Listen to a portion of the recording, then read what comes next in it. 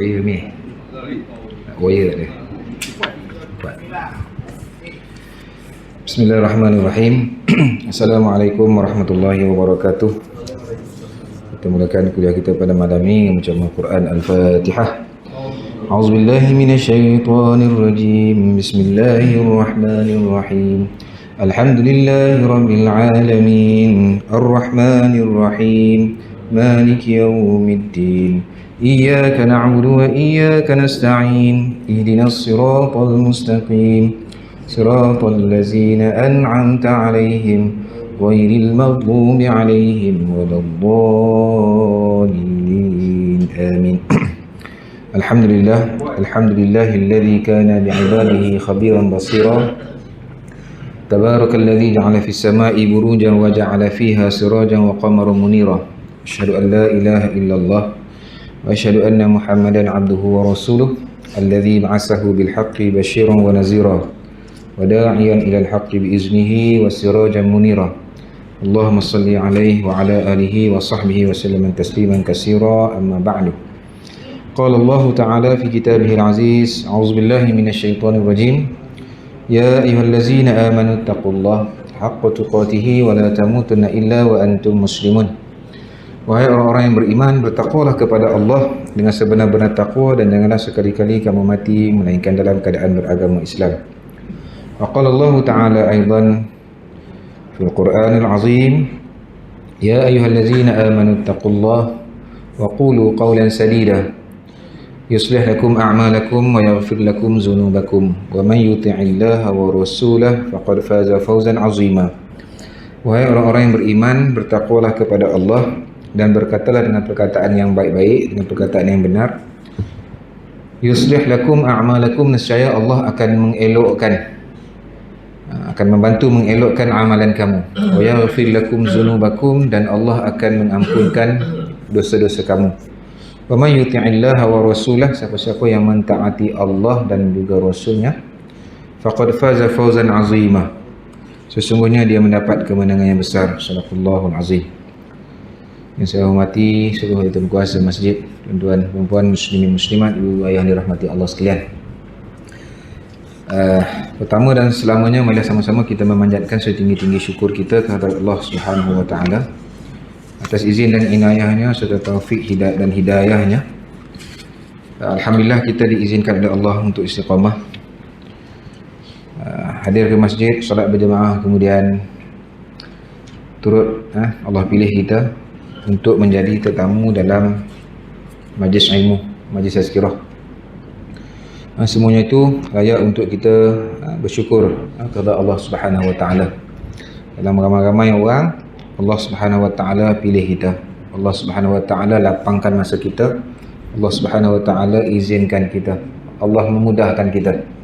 Kan, mudah-mudahan dengan susah payah kita untuk hadir ke masjid, untuk duduk dalam majlis ilmu, mudah-mudahan Allah Subhanahu wa taala menjadikan dia satu sebab untuk memudahkan kita masuk ke syurga Allah Subhanahu wa ta'ala, sebagaimana sabda Nabi SAW, man salaka tariqan yaltamisu fihi ilman sahalallahu lahu tariqan ila jannah, atau kama qala. Siapa-siapa yang bersusah payah untuk menghadiri majlis ilmu, man salaka tariqan yaltamisu fihi ilman, dia susah payah untuk nak menghadiri mana-mana majlis ilmu, nak mendapatkan ilmu, kan, sahalallahu lahu tariqan ila jannah. Kata Nabi, Allah akan memudahkan jalannya menuju ke syurga Allah Subhanahu wa taala. Jadi kita duduk dalam majlis ilmu pada malam ni, duduklah mana-mana majlis ilmu, itu tanda Allah Subhanahu wa taala sedang memudahkan kita untuk menuju ke syurga Allah Subhanahu wa taala. Insya-Allah mudah-mudahan kita dapat apa yang disebut oleh Nabi sallallahu alaihi wasallam. Baik, tuan-tuan dan puan-puan, ibu yang dirahmati Allah sekalian. Malam ni malam pertama saya untuk tahun ni, untuk tahun 2023 ni lah, 2023. Pejam celik, cepat je masa berlalu. Ingat saya mula duduk di sini bulan 11 tahun 2013. Tahun 2022. Ada berapa tahun dah? 9 tahun dah. 9 tahun dah ni. 9 tahun nampak mi dia macam tu je. Sama, tak berubah. Kan? Maintain. Alhamdulillah. Tu Haji, ada yang jemaah yang saya mula-mula 2000 apa? Masa 2013 tu, kan? Sampai sekarang ada wajah-wajah yang istiqamah yang Allah pilih dia. Itu malam yang saya mengajar daripada mula hari apa? Hari Jumaat malam Sabtu kot. Lepas tu tukar pergi kepada hari malam ni. Kan bila saya mengajar di mana, di Batu Pahat tu, cutinya tak sama ni, kita ajar tukar hari. Jadi alhamdulillah. Ada yang Allah bagi kelebihan untuk istiqamah dalam majlis ilmu. Itu saya mula 2013. Mungkin orang tu kan dia mula daripada awal lagi daripada tu sampai hari ni. Allah sekiranya mudah-mudahan Allah Subhanahu Wa Taala terima semua amalan tersebut. Semua tu izin Allah Subhanahu Wa Taala. Ada juga yang mula-mula ada, lepas tu tak ada pun ada. Tapi alhamdulillah saya nampak ada pada malam ni. Baik, jadi mudah-mudahan kita masuk tahun 2023 ni, tahun Masihi lah kan. Tak apalah. Saya mendoakan semoga diri saya sendiri dan juga tuan-tuan dan puan-puan, ibu yang dirahmati Allah sekalian, minta kepada Allah, Allah terus memilih kita untuk terus kekal istiqamah, kan, datang ke masjid, solat berjemaah, kemudian dapat duduk sebentar dalam majlis ilmu. Kelebihan berada dalam majlis ilmu ni tak payah ceritalah. Memang semua sedia maklum. Jangan kita tak payah nak meragui apa untung duduk dalam majlis ilmu ni. Jangan, tak payah ditanya, memang sudah pasti, insya-Allah. Baik, tuan-tuan dan puan-puan yang dirahmati Allah sekalian, sebelum kita masuk bacaan kitab kita Adabul Mufrad ni, susunan Imam Bukhari ni, malam ni kalau ikut kita akan sambung hadis yang ke-103. Hadis yang ke-103. Kita mula baca itu bulan berapa tu? Tengahan tahun lepas atau hujung tahun lepas. Kita dah sampai ke muka surat 92. Muka 92. Baik, sebelum saya nak baca hadis yang ke-103 tu, saya nak bawa dulu satu riwayat yang saya ambil daripada kitab Nasaihul Ibad yang ditulis oleh Syekh Nawawi Al-Baltani. Buku tu ni saya baca, saya share lah kan. Saya baca satu, saya kongsi sikit. Dalam tu seperti mana saya sebut sebelum ni, dia ada 2 perkara, 3 perkara, 4 perkara, 5 perkara. Jadi saya sambil saya duduk bilik-bilik tu, saya nampak ada satu ni, 5 perkara yang mengiringi 5 perkara yang lain. Kita boleh rujuk lah muka surat 131. Buku tu dah diterjemahkan, dimurnikan mengikut bahasa Malaysia kita ni lah. Bahasa Malaysia kita. Kitab Nasaihul Ibad. Boleh baca, bagus. Dalam tu menghimpunkan hadis-hadis Nabi dan juga kata-kata hikmah daripada para sahabat, para tabi'in, sebagai mukadimah kita, sebagai motivasi kepada kita. Baik, 5 perkara yang mengiringi 5 perkara yang lain. Ini hadis ni disahih lah. Qala Nabi sallallahu alaihi wasallam, la yu'tillahi li ahadin khamsan illa wa qad a'adda lahu khamsan ukhra. Nabi SAW bersabda, Allah tidak memberi 5 perkara kepada seseorang melainkan Allah SWT mempersiapkan 5 hal yang lain. Allah bagi 5 perkara, kan, kemudian pada masa yang sama Allah bagi 5 perkara untuk kita kata nak menyahut untuk kita mendapatkan 5 perkara yang Allah bagi tu. Yang pertama, la yu'tihi syukra illa wa qad a'adda lahu ziyadah. Allah tidak memberinya rasa syukur melainkan Allah telah menyediakan tambahan nikmat. Allah suruh kita bersyukur di atas segala nikmat yang Allah Subhanahu Wa Taala kurniakan. Allah suruh kita bersyukur tu, jangan risau. Teruslah bersyukur. Sebab apa? Sebab segala nikmat ni Allah akan tambah. Dia tak akan berkurang. Kan? Sebab tu dalam ayat Quran sebut, auzubillahi minasyaitanir rajim, la in syakartum la azidannakum wa la in kafartum inna azabi la syadid. Sekiranya kamu bersyukur, kata Allah, pasti aku akan tambah.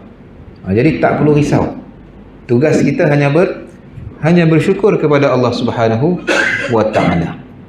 Kan bersyukur ni kita nampak macam mudah disebut lisan, tapi ada orang dia susah nak bersyukur.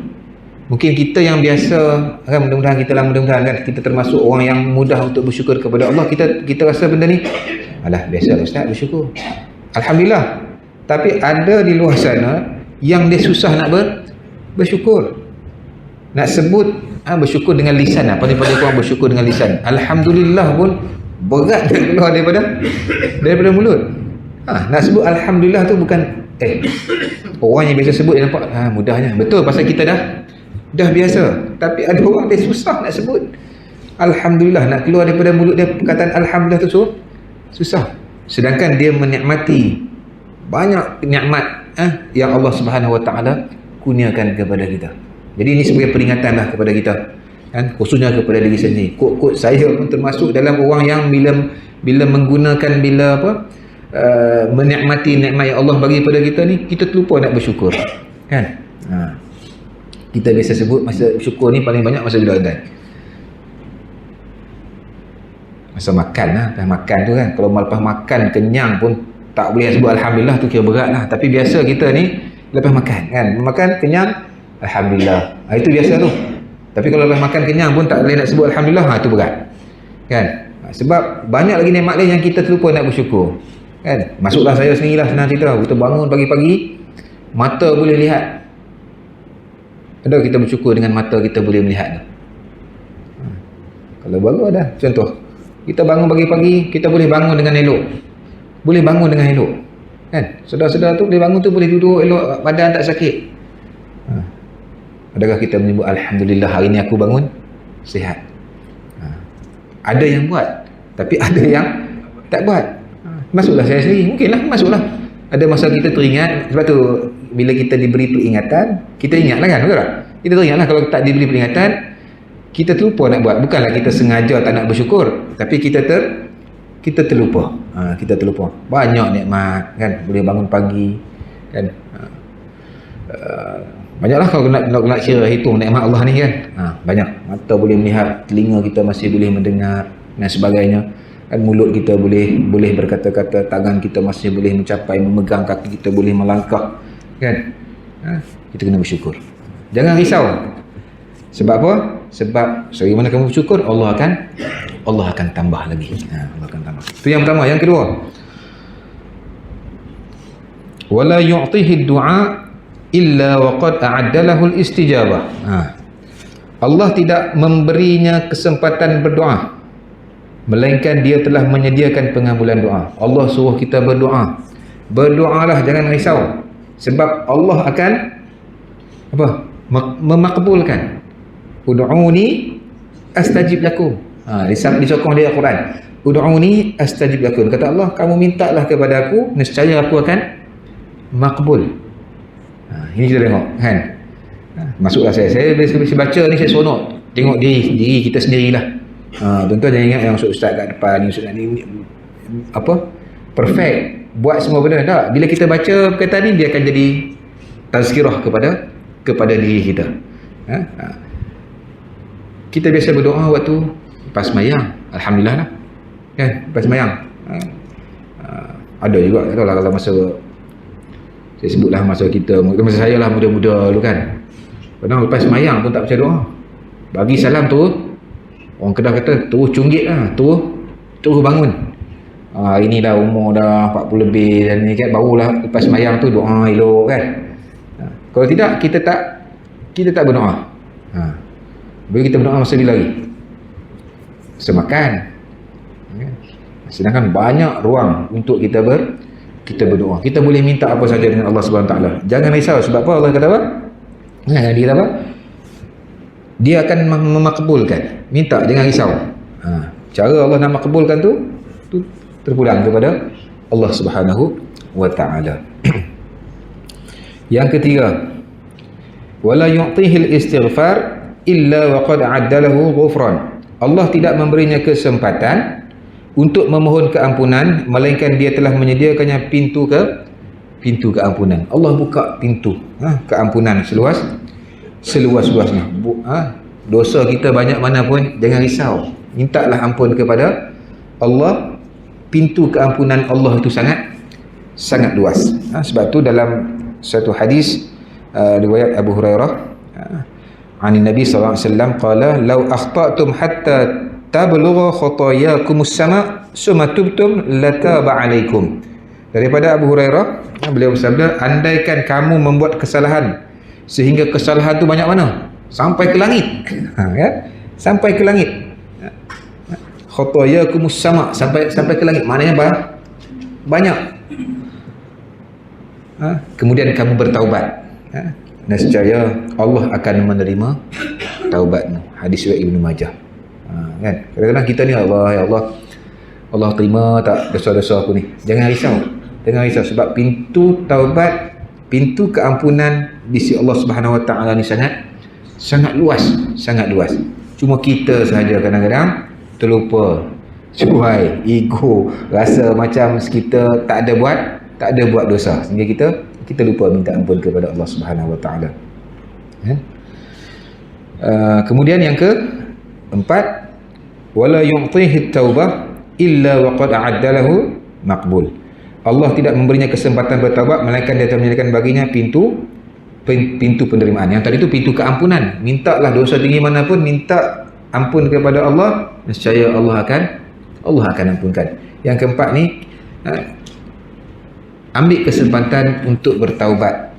Ambil kesempatan untuk bertaubat. Sebab apa? Allah telah menyediakan pintu penerimaan taubat ini.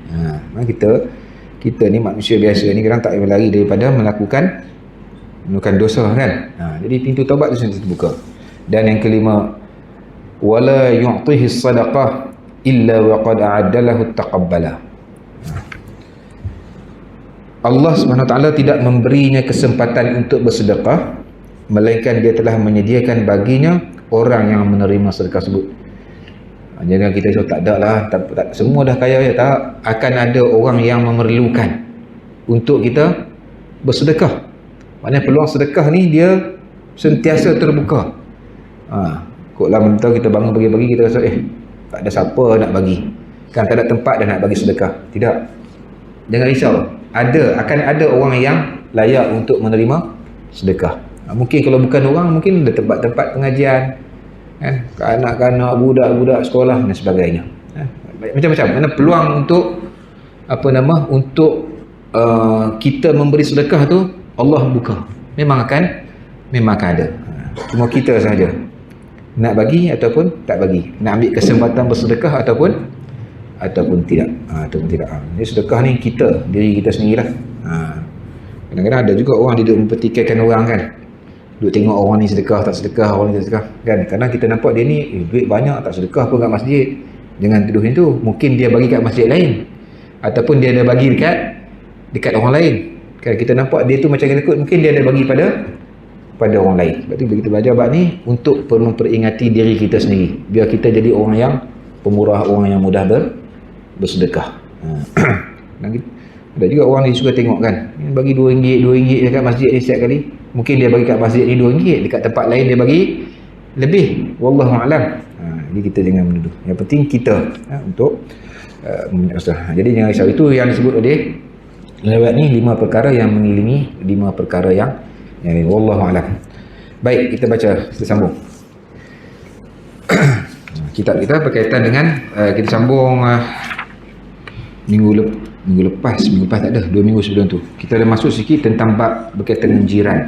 Bab jiran dalam Imam Bukhari ni, dia susun dalam kitab Adab Mufrad ni ada lebih kurang 29 hadis berkaitan dengan jiran.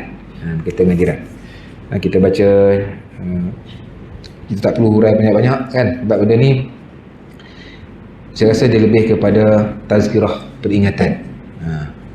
Orang belajar bab jiran ni sekolah rendah dah belajar dah bab jiran ni kan. Kita mengaji sekolah rendah pun dah belajar. Tapi kita baca ni sebagai peringatan lah, tazkirah. Kadang-kadang mungkin benda tu kita dah pernah belajar, tapi kita terlupa nak buat. Kita terlupa nak buat. Kita tahu je tapi kita tak buat. Baik. Bab yang ke-56. Hadis yang ke-103. Hadis ini ada sahih. Haddatsana Ahmad bin Humaid qala haddatsana Muhammad bin Fudail an Muhammad bin Sa'd qala sami'tu Aba ضبية الكلاعي قال سمعت المقداد بن الأسود يقول سأل رسول الله صلى الله عليه وسلم أصحابه عن الزنا قالوا حرام حرمه الله ورسوله فقال لأن يزني الرجل ب10 نسوة أيسر عليه من أن يزني بامرأة جاره وسألهم عن السرقة قالوا حرام حرمها الله عز وجل ورسوله فقال لأن يسرق من 10 أهل الأبيات أيسر عليه من أن يسرق من بيت جاره. أو كما قال. Hadis ini hadis sahih. Al-Miqdad Ibn Al-Aswad dia berkata Rasulullah SAW telah bertanya kepada sahabat-sahabatnya mengenai zina. Nabi tanya kepada para sahabat tentang zina. Para sahabat telah menjawab haram. Buat ini haram. Allah dan Rasulnya telah mengharamkannya. Lalu Rasulullah bersabda bahawasanya berzina seorang lelaki dengan 10 orang perempuan terlebih ringan, yakni dosanya berbanding dengan dia berzina dengan isteri jirannya. Kita pernah jumpa riwayat ni kan. Kemudian Rasulullah bertanya kepada sahabat tentang mencuri. Para sahabat telah menjawab haram. Apa hukum mencuri ni? Sahabat jawab haram. Sebab apa? Allah dan Rasul mengharamkannya. Lalu Rasulullah bersabda bahawasanya kalau dia mencuri daripada 10 rumah ahli keluarga terlebih ringan dosanya berbanding dengan dia mencuri daripada 1 rumah jiran dia. So ada 2 cerita dalam ni lah. Yang pertama berzina, na'udzubillah ni tadi kita tak termasuklah tapi agak disebut. Kalau dia berzina 10 orang kan, dosa dia tu ringan lagi. Maknanya kalau dia berzina dengan isteri ataupun orang kata apa, orang perempuan jiran dia, lebih berat. Seorang je, yang tadi tu 10, yang ni seorang, dosa dia lebih berat, lebih berat. Itu yang pertama. Yang kedua, kalau dia mencuri, dia mencuri, dia curilah apa-apa. Curi apa kat sini kalau kata biasa kat kampung-kampung ni? Susah nak sebut lah. Ustaz tanya pula, mana tahu kita tak pernah mencuri kan. Biasa orang nak curi apa kat kampung-kampung ni? Kasut? Lagi? Buah? Aku tengok itu ada lagi pisang ni. Esok pagi tengok dah tak ada pisang ni. Apa lagi? Kalau kita mencuri tu, kata, daripada rumah ahli keluarga kita ambil tu rumah adik-beradik kita lah. Abang kita, kak kita je kan. Kita ambil tanpa kebenaran dia. Kan? Dosa, memang dosa. Ringan dosa tu berbanding kita mencuri dengan sebuah rumah jiran kita, yang tak ada hubungan adik-beradik, saudara mara, satu rahim dengan kita. Kan jiran ni dia ada 3 kan. Satu jiran yang ada hubungan satu rahim dengan kita, abang kita, adik-beradik kita. Kita buat rumah kat depan jalan, abang kita buat rumah dekat belakang. Tu disebut jiran yang ada hubungan satu rahim, saudara. Satu lagi jiran seorang Muslim tapi dia tak ada hubungan saudara. Kan tak ada saudara mara lah. Kan sepupu pun tidak, apa pun tidak. Memang kan orang tu duduk jauh daripada mana, dia datang balik kampung, dia buat rumah kat rumah kita. So dia jadi jiran kita. Yang ketiga jiran kafir, orang bukan Islam. Jadi tu jenis-jenis jiran, jiran. Riwayat disebut, nak sebut apa? Pentingnya kita larangan untuk kita mengganggu jiran ni, buat tidak baik kepada jiran ni. Dosa dia besar. Dosa dia besar kalau kita mengganggu jiran kita. Kita buat benda yang tak elok lah. Kita mencuri, kita ambil barang dia dan sebagainya, kita menyusahkan dia, kita menyusahkan jiran kita. Dosa dia lebih besar. Sama ada kita ganggu tu dengan perbuatan kita ataupun dengan ucapan kita, dengan mulut kita. Mungkin dengan kita ni, dengan jiran ni, betul lah. Bila kita baca ni, saya lebih suka, kalau saya baca, saya tengok diri saya lah. Adakah kita ni ada buat benda-benda yang tak elok dengan jiran kita? Itu lebih baik daripada kita baca ni, kita duduk nampak orang jiran kita. Oh, jiran ni, kawan aku ni adalah buat kat aku ni macam ni kan. Yang penting dia macam ni, biar kita sendiri kita tengok, kita nak betulkan diri kita. Mungkin perbuatan tu kurang, kadang ucapan ni kadang mulut-mulut kita ni yang kadang menyebabkan orang kan. Kita jaga tak adalah pergi tumbuk, pukul dia tak ada kan, tapi mulut kita. Kalau ada perbuatan pun mungkin perbuatan yang apa kita kata kalau perbuatan yang boleh mengganggu jiran ni, ada tak? Yang boleh, kalau jiran ni dia marah lah, biasanya ambil barang, pinjam. Aku pinjam aku pinjam sekejap 3 bulan tak hantar lagi.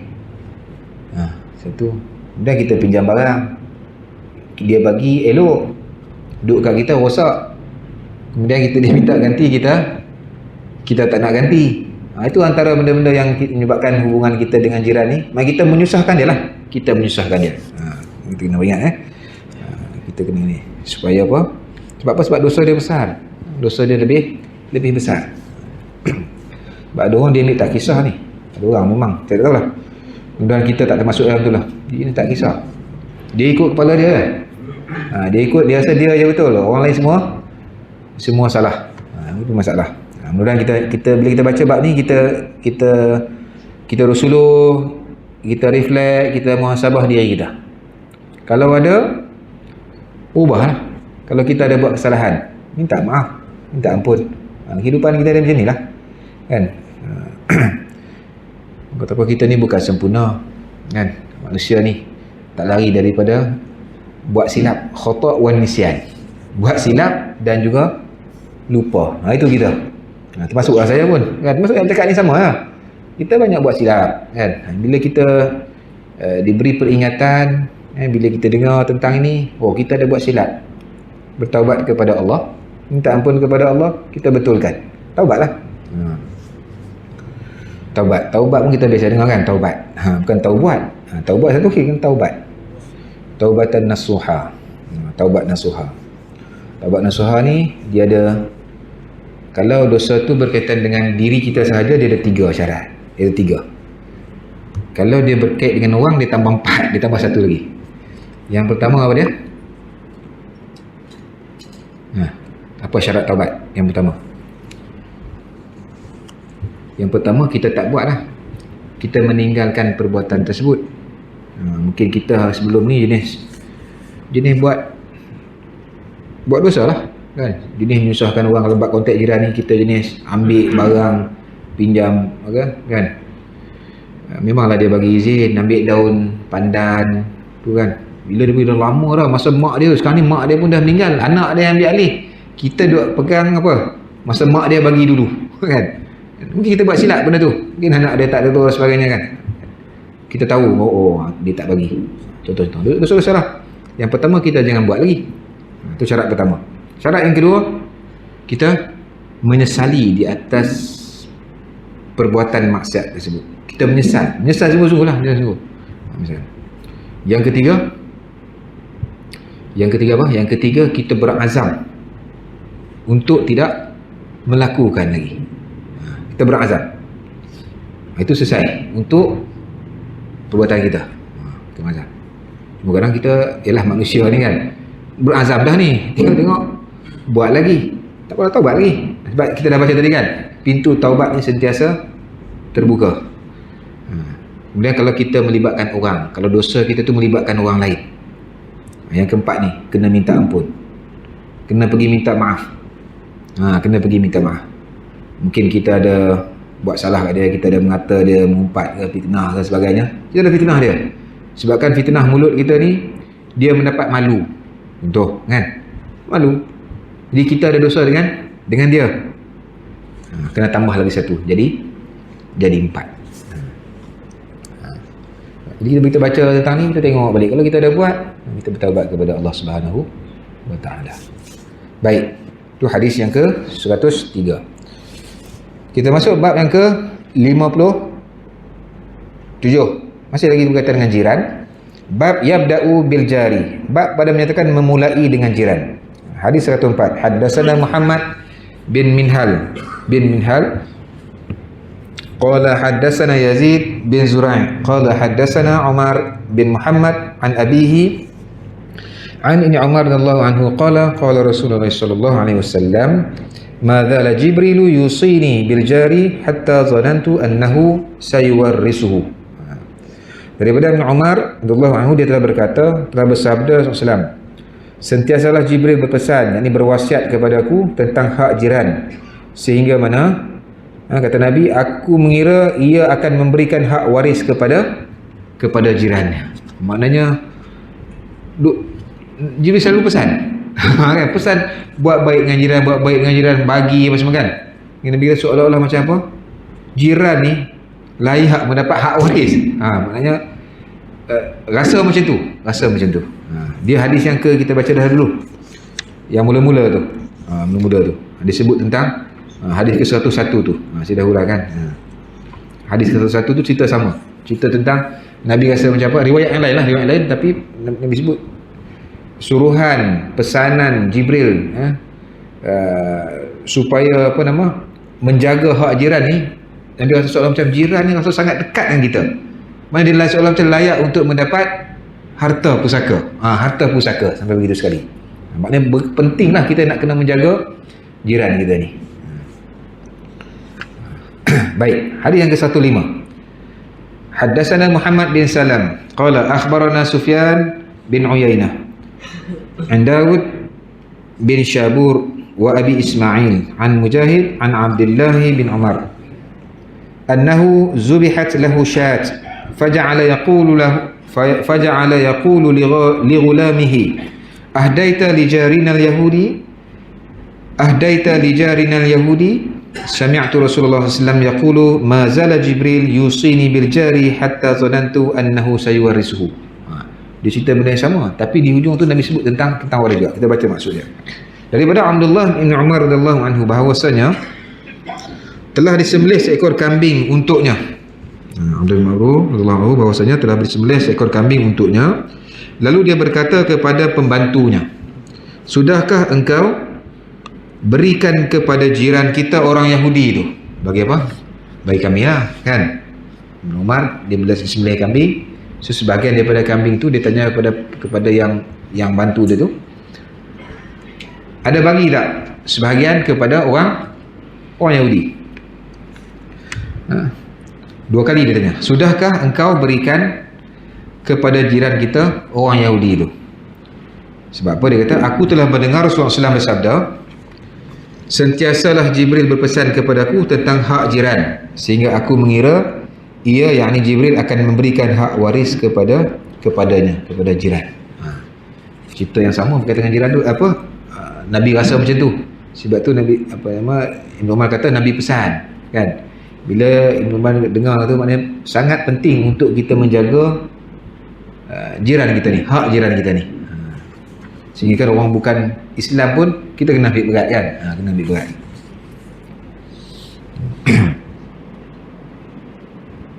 Jadi kalau kita buat apa-apa, kita beli apa, kita kena ingatlah kalau jiran kita tu mungkin sebelah rumah kita duduk di kampung ni, kebanyakannya alhamdulillah semua Islam. Tapi kalau kita duduk di taman-taman kan, jiran kita depan rumah kita mungkin dia bukan Islam, mungkin dia Cina, dia India kan, dia bukan Islam. Jadi itu pun kita kena jaga. Ataupun jiran kita ni orang fasik. Dalam riwayat, dalam syarah hadis ni sebut, saya baca tengok, walaupun jiran tu orang fasik ni orang buat maksiat lah, orang dosa lah. Contoh dia mungkin ini tak semayang, hari Jumaat dia tak apa, orang semayang Jumaat dia tak pergi semayang Jumaat kan, pakai seluar pendek contoh kat sini, orang buat maksiat, orang fasik kan, orang fasik. Itu pun kita kena jaga hak dia. Maksudnya kalau kita buat apa-apa, kita kena ambil kira, ada makan ke apa ke, kita beli apa, kena bantu. Kalau dia susah kena bantu. Kena bantu.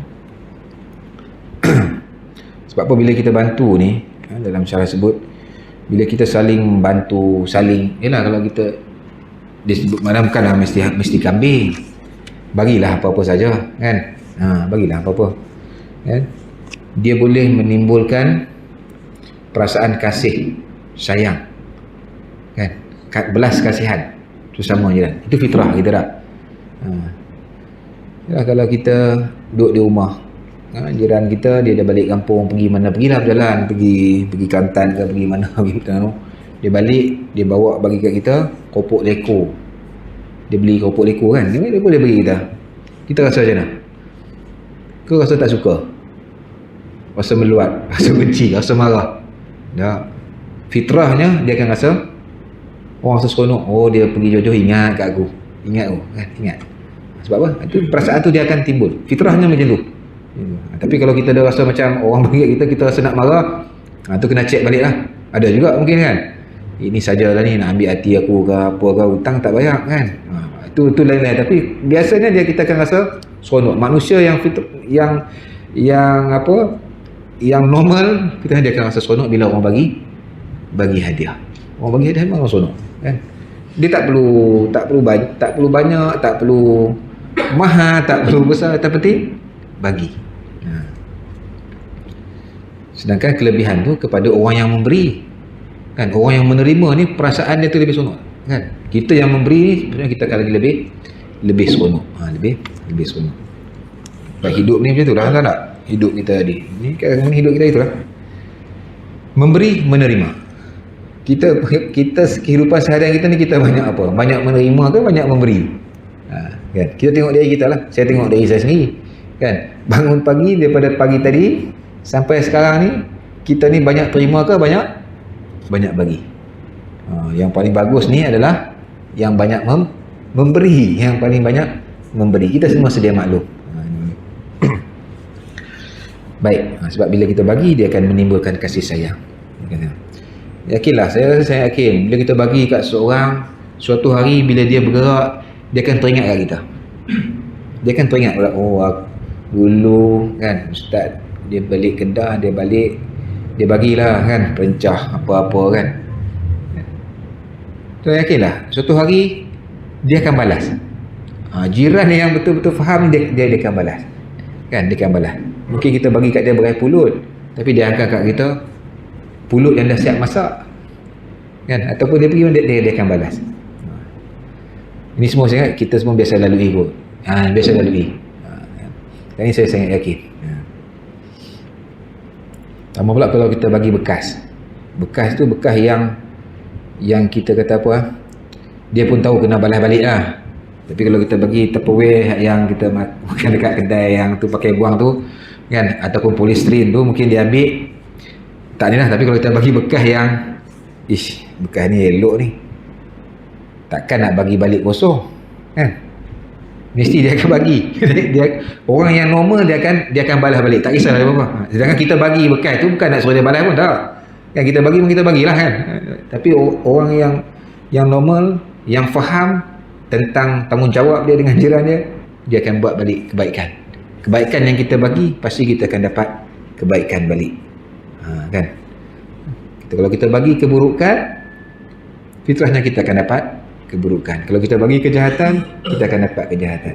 Kalau kita cakap benda yang tak elok, biasanya kita akan dapat balik percakapan yang tak elok daripada orang lain. Baik.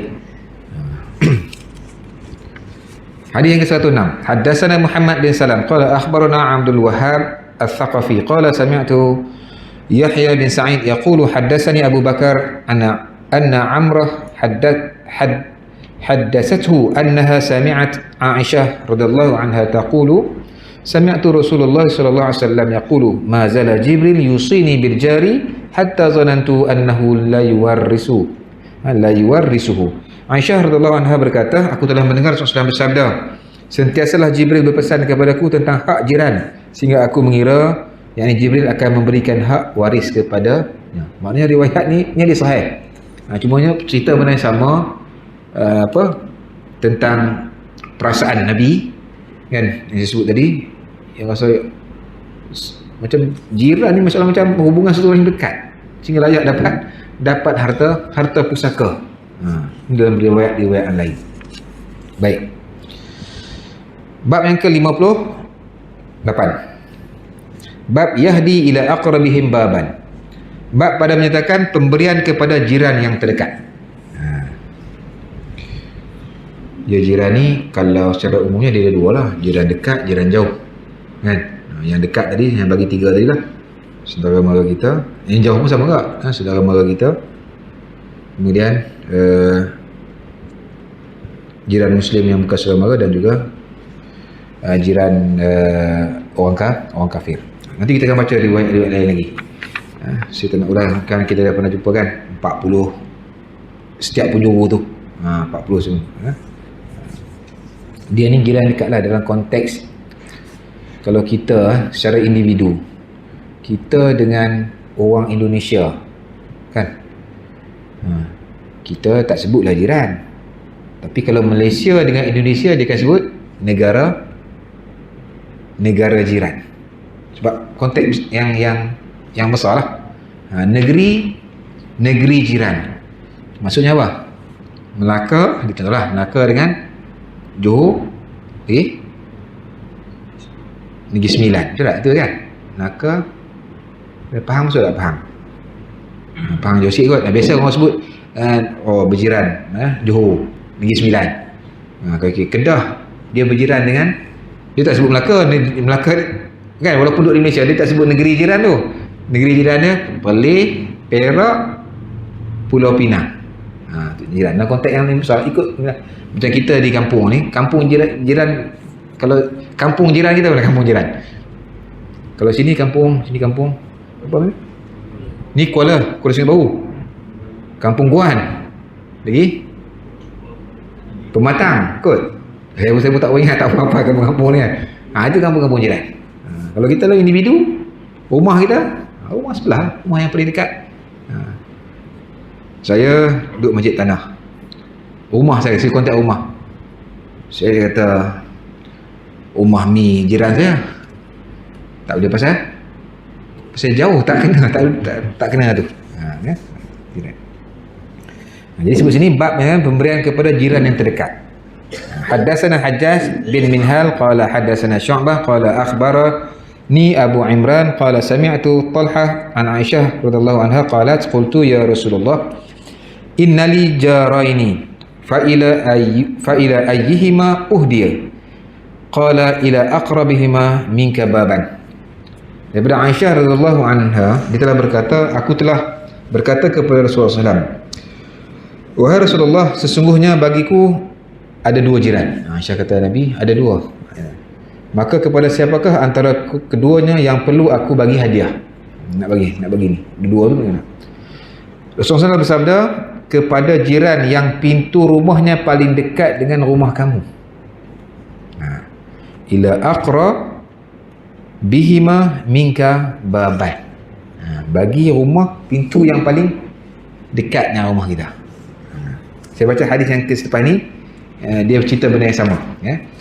Haddatsana Muhammad bin Bashar qala haddatsana Muhammad bin Ja'far qala haddatsana Syu'bah an Abi Imran al-Jawni an Talhah bin Abdullah rajulun min bani Taymi bin Murrah an Aisyah radhiyallahu anha qalat qultu ya Rasulullah inna li jaraini fa inni ayyihima uhdi qala ila aqrabihima minka baban. Daripada Talhah ibn Abdullah, seorang lelaki daripada Bani Taim ibnu Murrah, daripada Aisyah radhiyallahu anha, dia telah berkata, aku telah berkata kepada Rasulullah SAW, wahai Rasulullah, sesungguhnya bagiku 2 jiran, maka kepada siapakah antara keduanya yang perlu aku beri hadiah? Kemudian Rasulullah SAW bersabda, kepada jiran yang pintu rumahnya paling dekat dengan rumah kita. Riwayat ni, yang ni orang lain riwayat, yang ni riwayat lain, tapi cerita benda yang sama. Aisyah disampaikan cerita riwayat Aisyah, bertanya kepada Nabi SAW, dia ada nak bagi sesuatu kepada jiran dia, jiran yang mana satu nak bagi? Dia jawab, kepada jiran yang pintu rumah dia paling dekat dengan rumah kita. Kita faham lah makna depan ni. Ada tak mungkin kita kan, depan rumah kita tak pernah bagi apa-apa kan, kadang kita masak, kita beli apa-apa, kita boleh bagi pada orang yang lebih jauh. Berlaku tak dalam masyarakat kita? Banyak berlaku Kadang mungkin berlaku, mungkin dekat saya sendiri pun mungkin berlaku. Rumah teres, kita beli apa-apa, sebelah kita tak bagi. Sedangkan dia ada, kalau dia tak ada tu lain lah. Kita langkau, kita pergi rumah orang lain. Tapi kalau kita macam, oh ini kita sebelum ni kita dah bagi dah rumah sebelah, kali ni kita nak bagi rumah orang lain pula, jauh sikit, itu tak apa. Yang jadi masalah ni memang kita tak pernah bagi langsung. Itu tak kena, adab dia tak kena. Nabi suruh kita bagi yang paling dekat dengan rumah kita dulu, yang paling dekat, yang paling dekat. Apa hikmah dia, kenapa perlu kita bagi orang yang paling dekat ni? Kenapa perlu?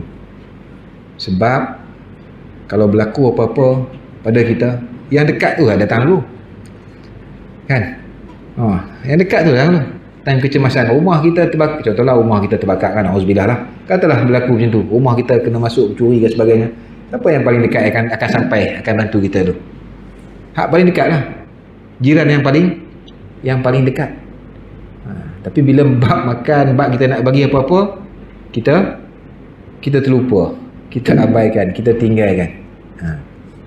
Yang ni kita kena ingat. Kalau lah berlaku, ataupun kita yang ada dalam masjid ni, mungkin yang dengar tengok rakaman ni kan, nanti kalau berlaku, kita betulkan lah. Bisa yang mudah, kita betulkan. Kita betulkan kesilapan tu. Kita betulkan kesilapan tu. Sebab apa? Sebab itulah kalau susah, kita nak pergi mana-mana, nak tolong tengok pintu rumah kita, kan?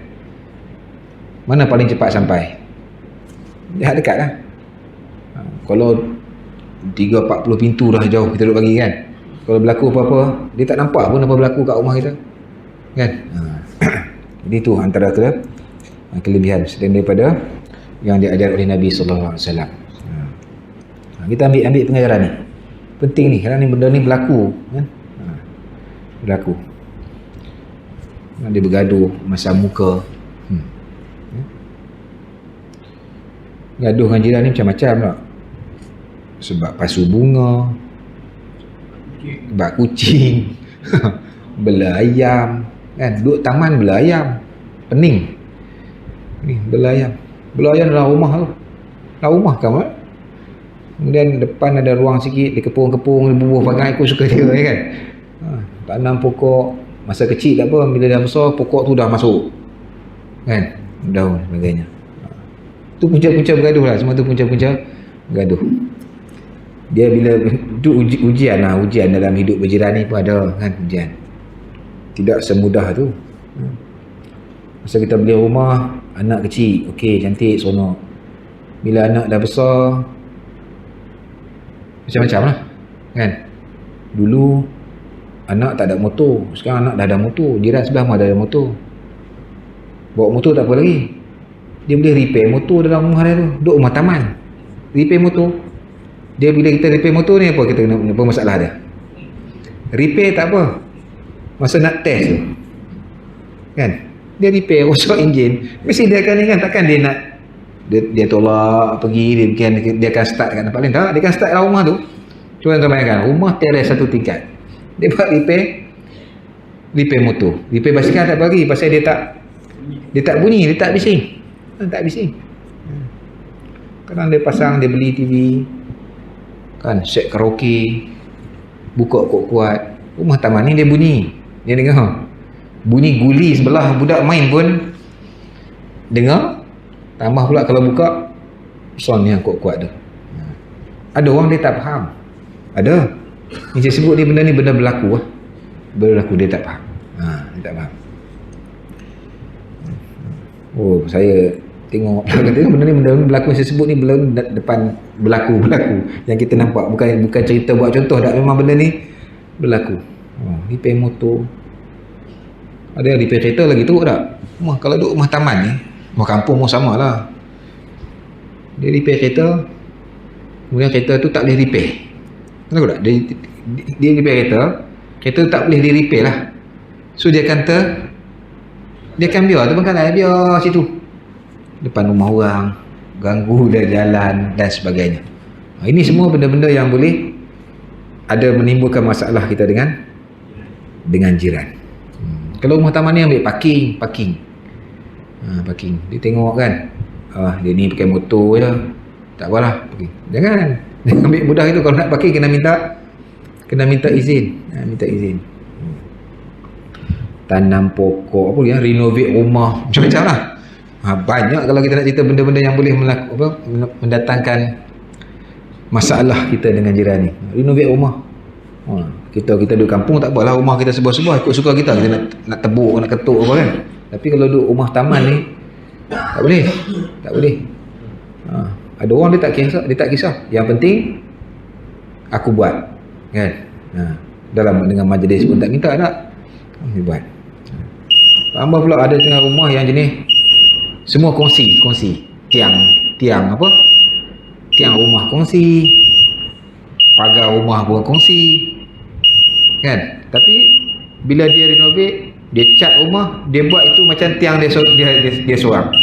Pagar tu macam dia seorang. Ni banyak berlaku. Kalau bincang elok-elok tak apa. Ni yang jenis buat yang tak bincang ni. Member balik terkejut tengok rumah tak ada pagar. Sebab kawan sebelah dah tukar pagar dia. Dia cantiklah rumah dia. Kiri kanan cantik. Jiran sebelah pagar lain, sebelah sini lain. Ini berlaku kat Taman Seri pun berlaku kan. Rumah tiang satu nak cat rumah. Tiang tu kena belah dua, kena bagi dua. Ada orang dia cat satu tiang tu dia. Yang penting rumah dia nampak cantik. Bila rumah orang tu tengok rumah dia tak ada tiang lah. Pasal contoh rumah ni lah, kita rumah ni kan. Ni je sebelah ni. Tiang besar ni dia cat ikut rumah dia je. Sepatutnya dia kena apa? Dia kena belah dua, bagi tengah. Baru orang kata apa? Orang yang faham. Orang yang faham. Ini tidak. Member balik tengok dah tak ada tiang rumah dia. Sebab cat tu dah. Ini semua punca-punca. Jadi bila berlaku macam tu, mula tak bertegur. Mula tak bercakap. Ini banyaklah benda-benda yang kita kena sama-sama tengoklah. Kita kena sama-sama jaga. Baik, saya rasa kita ikut sekarang tu dulu. Ada banyak lagi riwayat berkaitan dengan jiran ni. InsyaAllah kita akan sambung selepas ni.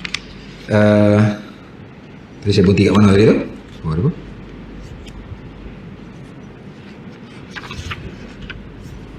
Bab apa tadi? 100. Ni 100. Hadis yang ke-108. Hadis yang ke-108. InsyaAllah lepas ni kita akan sambung bab yang ke-59. Hadis yang ke-109 berkaitan dengan bab al-adna fal-adna minal jiran. Bab tentang kedudukan kejiranan.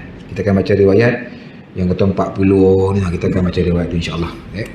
Jadi yang baik daripada Allah, yang lemah dan kurang tu semua datang daripada diri saya sendiri. Minta ampun, minta maaf kepada tuan-tuan dan puan, ibu yang dirahmati sekalian. Kalau ada salah dan silap, mudah-mudahan apa yang kita kongsi pada malam ni kita sama-sama ambil pengajaran, ambil iktibar. Kalau benda tu berlaku pada kita sama-sama betulkan. Kalau melibatkan orang, kita bertaubat, kita minta ampun kepada Allah dan kita minta ampun kepada orang yang kita buat silap tu. Wallahu a'lam. Auzubillahi minasyaitonirrajim. Bismillahirrahmanirrahim. Alhamdulillahil alamin wassalatu wassalamu ala Rasulillah wa ala alihi washabbihi ajma'in. Allahumma ij'al jam'ana hadza jam'an marhuma wa tafarruqana min ba'dihi tafarruqan mubaraka wa ma'suma. Allahumma arinal haqqa haqqan warzuqna ittiba'ah wa arinal batila batilan warzuqna ijtinabah. Allahumma rabbana atina fid dunya hasanah wa fil akhirati hasanah wa qina adzaban nar. Wa sallallahu ala sayyidina Muhammad wa ala alihi wa sahbihi wa baraka wa sallam. Walhamdulillahil alamin wa billahi taufiq wal hidayah wa ridha wal inayah. Assalamualaikum warahmatullahi wabarakatuh.